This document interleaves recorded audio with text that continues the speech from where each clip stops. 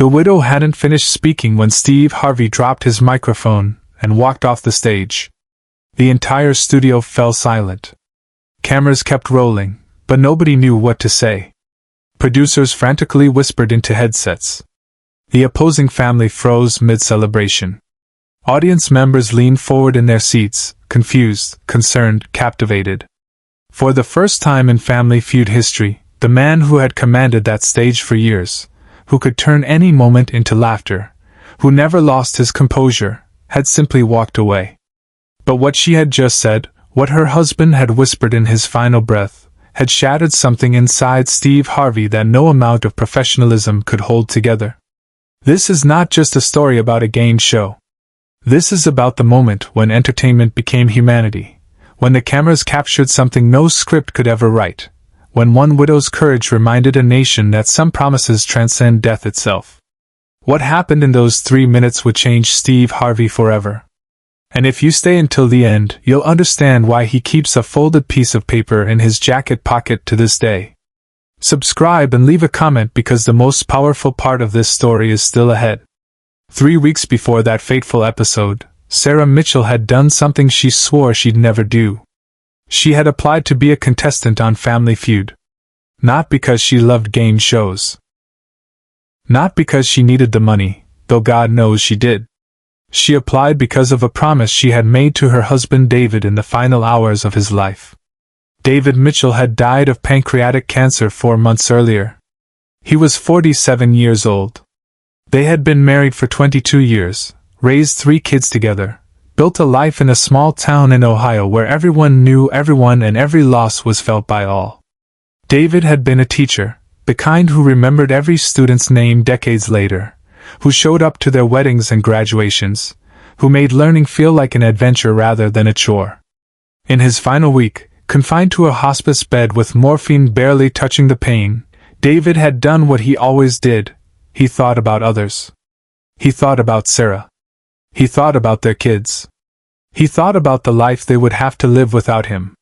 And in one of his last coherent moments, he had gripped her hand with what little strength remained and made her promise something that seemed almost absurd given the circumstances. "Promise me you'll do something that scares you," he whispered, his voice barely audible.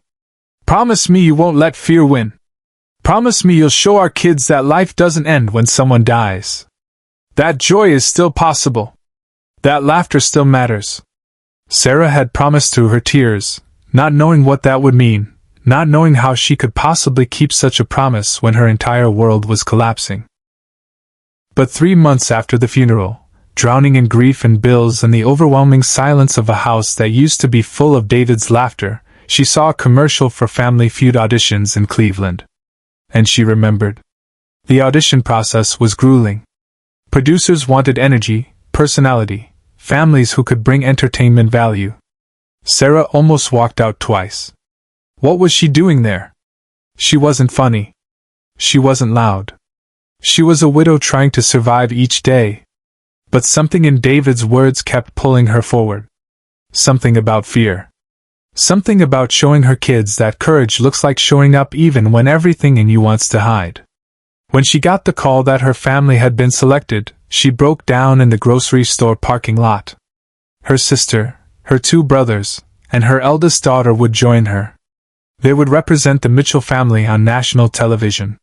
They would play a game and pretend everything was normal while Sarah's heart carried a weight no game could lift. Steve Harvey stopped mid-joke. The entire studio froze. It was the 3rd round of the show. The Mitchells were losing badly. Sarah's family had given nervous, awkward answers that didn't make the board.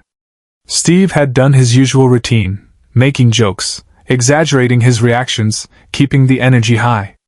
The audience was having fun. The opposing family was dominant. It was shaping up to be a standard episode, nothing remarkable, nothing anyone would remember a week later. Then came the question. Name something someone might do to honor a loved one who has passed away. The question was meant to be light. Producers expected answers like, visit their grave, or look at old photos, or name a baby after them. Standard fare for Family Feud. But when Sarah pressed her buzzer first, and Steve walked over with his microphone and his signature smile, ready to make another joke, something in her expression stopped him cold. "Sarah," Steve said, his tone shifting almost imperceptibly, instinctively reading something in her eyes that the cameras couldn't yet see. "What do you think?" Sarah's voice cracked on the first word. "Keep a promise you made to them." The answer itself was good. It would likely be on the board. But it was how she said it, the way her voice broke, the way her hand unconsciously moved to touch a small locket around her neck, the way her sister beside her reached out to steady her that made Steve pause. "Keep a promise," Steve repeated slowly, no longer performing, no longer playing the host. He was suddenly just a man recognizing another human being's pain. "That's beautiful, Sarah. That's really beautiful." The answer was on the board. Number 2. But Steve didn't immediately move to the next person. He stood there, microphone lowering slightly, looking at Sarah with an expression the audience had rarely seen from him, genuine concern mixed with curiosity. "Can I ask you something?" Steve said, and it wasn't a scripted question. Producers in the booth tensed. This wasn't how the show worked. They had a schedule. They had a format. But Steve Harvey had just gone off script, and everyone watching sensed something significant was happening. Sarah nodded, tears already forming. "What promise did you make?" Behind the scenes, Steve made a decision that defied every producer's expectation. The studio had gone completely quiet. Even the opposing family, who should have been strategizing their next move, stood frozen, watching. Sarah took a breath that seemed to come from somewhere deep and painful and necessary. "My husband died 4 months ago," she began, and several audience members gasped audibly. "He had cancer. Pancreatic cancer. He was 47. We were married for 22 years. Steve's jaw tightened. His eyes glistened. He didn't interrupt. He didn't crack a joke to ease the tension like he normally would. He just listened. "In his last days, he made me promise something," Sarah continued, her voice growing stronger even as tears streamed down her face. "He made me promise I would do something that scared me. That I wouldn't let fear win. That I would show our kids that life doesn't stop, that joy is still possible, that we can still laugh even when we're broken." The tears were flowing freely now, not just from Sarah but from her family members beside her, from people in the audience, from crew members behind cameras. Steve Harvey stood completely still, his professional mask entirely gone, replaced by raw human emotion. "So I'm here," Sarah said, her voice barely above a whisper now but somehow carrying to every corner of that studio. "I'm terrified. I haven't laughed in months. But I'm here because I promised him. I'm here because he believed I could still find joy. I'm here because—" She couldn't finish. Her sister wrapped her arms around her. Her brothers moved closer. The studio erupted in applause, not celebratory applause but the kind that says, "We see you, we feel you, you are not alone." And that's when Steve Harvey did something no one expected. He handed his microphone to a producer, walked straight to Sarah, and wrapped his arms around her. Not as a host. Not as a performer. As a human being who understood loss, who understood pain, who understood that some moments are too sacred for cameras and formats and game show rules. The hug lasted nearly a minute. The cameras kept rolling but somehow respectfully, capturing something unrehearsed and profoundly real. When Steve finally pulled back, his eyes were red, tears visible on his cheeks. "I need to tell you something," Steve said, his voice thick with emotion, speaking only to Sarah now, the show forgotten, the game irrelevant. "What you just did, standing here honoring him like this, that's not just keeping a promise. That's love that death cannot touch. That's the kind of courage most people never find." He reached into his jacket pocket and pulled out his personal card, not a show card, his personal contact information. "After this show, you call this number. Because I want to help you and your family. I want to honor what your husband believed in you. I want to make sure you and your kids are taken care of." The audience rose to their feet. The opposing family crossed the stage to embrace the Mitchell family. Producers had stopped trying to get the show back on track. This was bigger than television now. But this is the moment no one in the studio, and no one watching at home ever saw coming. Steve Harvey turned to the cameras, addressing not the studio audience but everyone watching at home, his voice carrying a weight and authority that transcended entertainment. "I've been doing this show for years," he said. "I've laughed with thousands of families. I've given away millions of dollars. I've made jokes and created moments that people remember. But what Sarah just did right here, what her husband inspired her to do, that's what life is really about. That's what matters when everything else is stripped away." He paused, looking back at Sarah. "You didn't just keep a promise to your husband today. You taught everyone watching that love is stronger than fear, that grief doesn't have to be the end of the story, that courage looks like showing up even when you're shattered inside." The show eventually resumed. The Mitchells didn't win the game. They lost by a significant margin. But when the episode ended, when Steve shook everyone's hands and the audience filtered out, something unprecedented happened. The entire crew, from camera operators to makeup artists to security guards, lined up to hug Sarah and her family.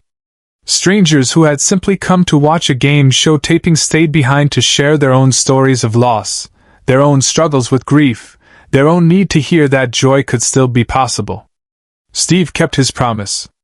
He made phone calls. He connected Sarah with resources. He personally covered several months of her mortgage while she got back on her feet. But more than the financial help, he stayed in touch. He called on anniversaries. He sent cards on birthdays. He showed up not as a celebrity but as someone who genuinely cared. The episode aired 6 weeks later. The network had debated whether to include the emotional moment or edit around it for time. Steve Harvey personally called the executives and told them if they cut that moment, he would walk away from the show. The episode aired in full. It became one of the most watched episodes in Family Feud history. It was shared millions of times across social media. News outlets covered it. Mental health organizations used it in their outreach. Grief counselors showed it to their clients. But the real impact happened in ways that couldn't be measured. Thousands of people wrote to Sarah. Letters arrived at the studio from people all over the world sharing their own losses, their own promises, their own journeys through grief. Many said that seeing Sarah's courage had given them permission to keep living, to keep trying, to believe that joy could coexist with sorrow. Steve Harvey framed a photo from that day and hung it in his office. Not the professional promotional shots, not the moments of laughter and entertainment, but a candid image captured by a crew member, Steve hugging Sarah, both of them crying, surrounded by family, a moment of pure humanity in the middle of a television studio. In interviews afterward, Steve called it the most important moment of his career. "I've interviewed presidents and celebrities," he said. "I've performed for millions. But that day, with Sarah, that was when I understood what this platform is really for. It's not just about making people laugh. It's about making people feel less alone." Sarah went on to become a grief counselor, using her story to help others navigate loss. She started a foundation in David's name that provides support for families dealing with terminal illness. And every year on the anniversary of David's death, she does something that scares her.